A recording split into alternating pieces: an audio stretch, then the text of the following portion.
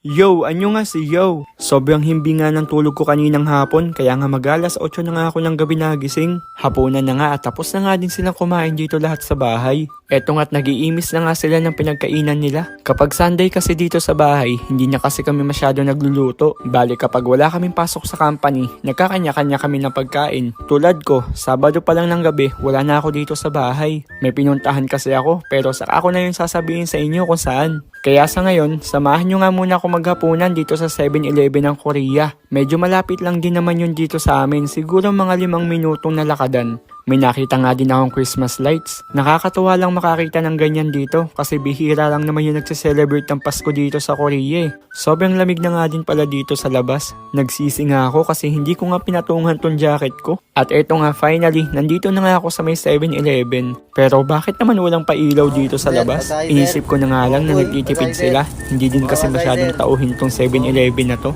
Bali gusto ko nga palang kumain ng kanin ngayon. Kasi hindi ako mabubuhay ng walang kanin. Baka mag-rally yung mga alaga ko sa tiyan ko kapag hindi nasunod yung gusto nila. Sobrang dami nga mga choices dito. Mula sa mga noodles, hanggang sa mga drinks, ice cream. At dahil winter nga ngayon, may mga mainit nga din pala silang inumin dito. Bali nilagay ko na nga din pala dito sa microwave itong bento meal na kinuha ko. Tapos sinet ko nga lang ng 1 minute. Tama na yun para lang uminit tong pagkain. At naalala ko nga pala, hindi pa nga pala to bayad. Nauna pang initin yung pagkain kaysa sa bayadan. Ano ba naman yan? Nakakahiya tuloy kay Adjoshi. Feeling ko kasi baka nasa bahay lang ako or talagang lutang lang ako kasi kakagising ko pa nga lang. Malaking size na inumin nga din pala yung nakuha ko kaya may sumobra nga pero okay lang din naman kasi mamaya maiinom ko din naman yan. Then ihanda ko na nga din pala tong bento meal na binili ko. Toshirak nga pala yung tawag niyan dito sa Korea. Bento meal ako ng bento meal. Sa Japan nga pala yun. Tonkatsu rice meal nga pala tong kinuha ko. At ito yung laman niya bukod dun sa tonkatsu.